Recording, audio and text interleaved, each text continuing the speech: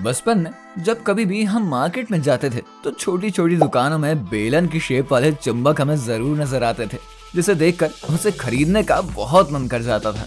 अब वैसे तो दुनिया भर में कई तरह के चिपकने वाली चीजें हैं, जैसे कि इंश्योरेंस कंपनी के एजेंट्स, च्युइंगम और कभी कभार बिना बात के चिपकने वाले लोग। लेकिन मैग्नेट के जैसे चिपकने वाली चीज हम सभी को बचपन में खूब पसंद आती थी और आजकल के छोटे छोटे बच्चे भी मैग्नेट्स को देखकर काफी ज्यादा अट्रैक्ट हो जाते हैं।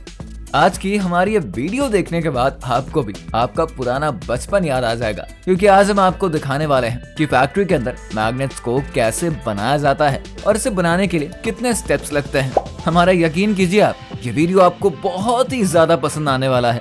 तो बस फोन की स्क्रीन के सामने आराम से बैठ जाइए और वीडियो के अंत तक बने रहिए। और हाँ, बगल में आपको वो बेल आइकन का बटन दिख रहा होगा ना, उसे प्लीज आप दबा दीजिए ताकि इस तरह की वीडियोस के अपडेट आपको मिलते रहे। तो दोस्तों, मैग्नेट को बनाने के लिए तकरीबन 5 स्टेप्स के जरिए गुजरना होता है।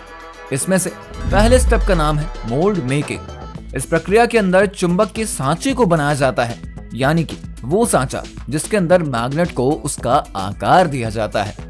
और जिस भी आकार का चुंबक बनाना होता है ना, उसके हिसाब से उसी आकार के एक धातु के अंदर ढेर सारी रेत को कुछ इस तरीके से भर दिया जाता है। यहाँ पर इस सांचे के अंदर जो एक्स्ट्रा रेत मौजूद होती है उसे तो पहले किनारे कर देते हैं। फिर अब बारी आती है इस रेत को मजबूत करने की। और दोस्तों, अगर हम यहाँ पर मजबूती की बात कर रहे हैं ना, तो इसे कोई आप नॉर्मल प्रोसेस तो बिल्कुल मत समझ बैठिएगा, क्योंकि यहाँ पर इस रेत को इतना ज्यादा मजबूत किया जाता है कि इसकी मजबूती एक चट्टान की तरह हो जाती है। और अगर आप सोच रहे हैं कि भाई इस रेत को इतना स्ट्रॉन्ग बनाने के लिए तो काफी समय लग जाता होगा, तो दोस्तों आपको ये भी हम बता दें कि ये पूरा काम सिर्फ और सिर्फ कुछ सेकंडों के अंदर ही हो जाता है। जी हाँ दोस्तों, सबसे पहले तो इस रेत से भरे सांचे को इस तरह की एक मशीन के नीचे लाकर अच्छे से रख दिया जाता है। अब जो ये मशीन होती है ना, ये सब रेत के सांचे के ऊपर अपना प्रेशर डालती है और ये प्रेशर इतना ज्यादा स्ट्रॉन्ग होता है कि रेत के हर एक कणों को आपस में इतना ज्यादा टाइट तरीके से जोड़ दिया जाता है कि रेत का ढांचा इतना स्ट्रॉन्ग बन जाता है कि इसे तोड़ने में कई लोगों की मेहनत लग सकती है। आप सोच भी नहीं सकते हैं कि एक रेत को इस मशीन में इतना ज्यादा स्ट्रॉन्ग ढांचा बना दिया जाता है ना, कि ये बिल्कुल पत्थर की तरह मजबूत हो जाता है, जिसका कोई तोड़ ही नहीं है। और यही हमारा इनिशियल प्रोसेस होता है एक चुंबक को बनाने के लिए। और हाँ, यहाँ पर हम आपको एक फैक्ट और बताते चले कि इस रेत को इतना स्ट्रॉन्ग बनाने के लिए जिस मशीन ने इसके ऊपर प्रेशर लगाया है ना, उसका प्रेशर 1000 psi से लेकर 15000 psi तक का होता है। जिस तरह से लंबाई और वेट को नापने के लिए यूनिट्स होती है ना, उसी तरीके से प्रेशर को नापने के लिए psi यूनिट का इस्तेमाल होता है। ये थोड़ी सी जनरल नॉलेज हम आपको दे रहे हैं। खैर, अब चलिए अपनी गाड़ी को हम आगे बढ़ाते हैं और चलते हैं इसके अगले प्रोसेस की तरफ, जहां पर हम देखेंगे कि इस मजबूत रेत को कैसे चुंबक में बदल दिया जाता है। तो अगले प्रोसेस का नाम है हीटिंग। तो दोस्तों, एक तरफ तो चुंबक के सांचे को बनकर तैयार किया जा चुका है, लेकिन अब यहाँ पर इन सभी सांचों के अंदर चुंबक के घोल को डाल दिया जाएगा। जी हाँ, अभी तो बस पिक्चर शुरू हुआ है, आगे आगे देखिए होता है क्या। तो दोस्तों, चुंबक के घोल को बनाने के लिए कई अलग अलग तरह के धातुओं का इस्तेमाल किया जाता है, जैसे कि तांबा, सल्फर, कोबाल्ट, निकल, पोटेशियम, एल्यूमीनियम और लोहा। अब यहाँ पर इन सभी धातुओं को अच्छे से पिघलाकर इनका एक लिक्विड तैयार किया जाता है और इसको हम करने के लिए इन सभी धातुओं को एक बहुत ही गर्म जलती हुई भट्टी के अंदर डाल देते हैं। अब यहाँ पर आपका एक सवाल आएगा कि इतने सारे धातुओं को पिघलाने के लिए कितने ज्यादा तापमान की जरूरत पड़ती है। तो दोस्तों, आपको हम बता दें, इस मिट्टी के अंदर तापमान 1600 डिग्री सेल्सियस तक चला जाता है। यहाँ पर आप देख सकते हैं कि सभी कारीगर कैसे अपने हाथों से इस मिट्टी के अंदर इन धातुओं को एक एक करके डालते जा रहे हैं। कुछ ही समय के अंदर पूरा का पूरा लिक्विड लावा की तरह गर्म हो जाता है और उसमें आयरन की मात्रा काफी ज्यादा हो जाती है। तो यहाँ पर अब दूसरा प्रोसेस भी हमारा खत्म हो चुका है और यहाँ से अब हम आपको बढ़ा के ले चलते हैं अपने अगले प्रक्रिया की तरफ, जिसको हम कूलिंग और मोल्डिंग कहते हैं।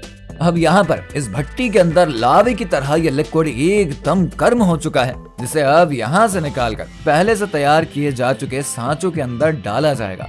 पूरा का पूरा प्रोसेस बहुत ही ध्यान पूर्वक ही किया जाता है और यहाँ पर गलती का कोई चांस होता ही नहीं है, क्योंकि अगर गलती हुई तो पिघला हुआ लावा सीधा जमीन पर गिरकर वेस्ट हो जाएगा, जिसे एक्चुअल में सांचों के अंदर जाना था। अब एक बार जब इन सांचों के अंदर ये गर्मा गर्म लिक्विड डाल दिया जाता है ना, तब बारी आती है इस लिक्विड को थोड़ा ठंडा करने की। यहाँ पर इन्हें काफी लंबे समय तक ठंडा किया जाता है और तब तक वेट किया जाता है जब तक कि ये लिक्विड अपने सांचों के अंदर एकदम कड़क नहीं हो जाता। दूसरे शब्दों में अगर कहे ना, तो इन सभी अलग अलग धातुओं का एक अलग धातु और बनकर तैयार हो चुका है, जो कि कुछ ही समय में ठंडा होने के बाद बिल्कुल सख्त हो जाएगा। तो यहाँ तक तो चुंबक बनाने का लगभग आधे से ज्यादा काम तो पूरा हो ही चुका है। और चलिए अब हम आगे बढ़ते हैं अपने अगले प्रक्रिया की तरफ, जिसे हम नाम देंगे फिनिशिंग का।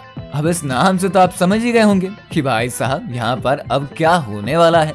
चुंबक बनाने की इस प्रक्रिया में अब हम बिल्कुल अंतिम चरण पर पहुंच चुके हैं। अब यहाँ पर रेत से बनाए गए सांचों को हथौड़ों के इस्तेमाल से जोर जोर से तोड़कर उनको अलग किया जाएगा।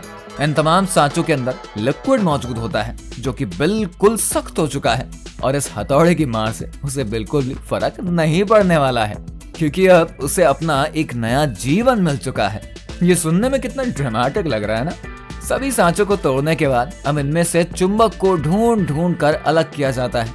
लेकिन अगर आपको ऐसा लग रहा है कि चलो भाई चुंबक तो बनकर अब तैयार हो चुका है, तो जनाब अभी थोड़ा सब्र तो करिए, क्योंकि पिक्चर अभी थोड़ा बहुत बाकी है।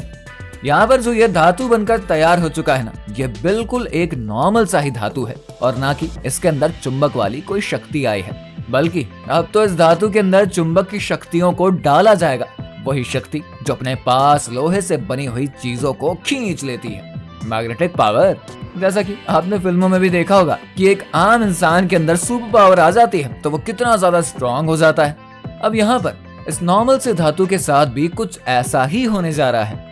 इस नॉर्मल से धातु को मैग्नेट बनाने के लिए इसे एक अगले प्रोसेस के जरिए गुजारा जाता है, जिसे हम कहते हैं मैग्नेटाइजेशन। अब इस काम को करने के लिए इस छोटे से धातु को कुछ इस तरह की मशीन के ऊपर रख दिया जाता है। अब ये जो मशीन है ना, इस पर धातु के अंदर इलेक्ट्रोमैग्नेटिक चार्ज को ट्रांसफर किया जाता है। इस धातु को इस मशीन के ऊपर रखकर नॉर्थ और साउथ पोल की तरफ करंट भेज दिया जाता है। फिर कुछ ही समय के बाद देखते ही देखते ये छोटा सा धातु चुंबक में तब्दील हो जाता है। सरल शब्दों में अगर कहना, तो अब इसका इस्तेमाल करके आप कुछ भी कर सकते हैं। इतने सारे तमाम प्रक्रिया से गुजरने के बाद अब आखिरकार एक मैग्नेट का टुकड़ा बनकर तैयार हो चुका है। मतलब कि एक नॉर्मल सी छोटी सी चीज जिसे हम मैग्नेट कहते हैं, उसे बनाने के लिए इतने सारे पापड़ बेलने पड़ जाते हैं। मतलब कि वो कहावत आपने सही सुनी है ना, किसी को अपनी तरफ आकर्षित करने के लिए समय तो काफी लगता है। खैर दोस्तों, फिलहाल हमारी आज की इस वीडियो में आप सभी के लिए सिर्फ और सिर्फ इतना ही। हमने आपको मैग्नेट बनाने की सभी बारीकियों के बारे में बताया और हर एक प्रक्रिया को स्टेप बाय स्टेप दिखाया है। अब आप हमें कमेंट सेक्शन में लिखकर जरूर बताइए कि आपको हमारी आज की वीडियो कैसी लगी है।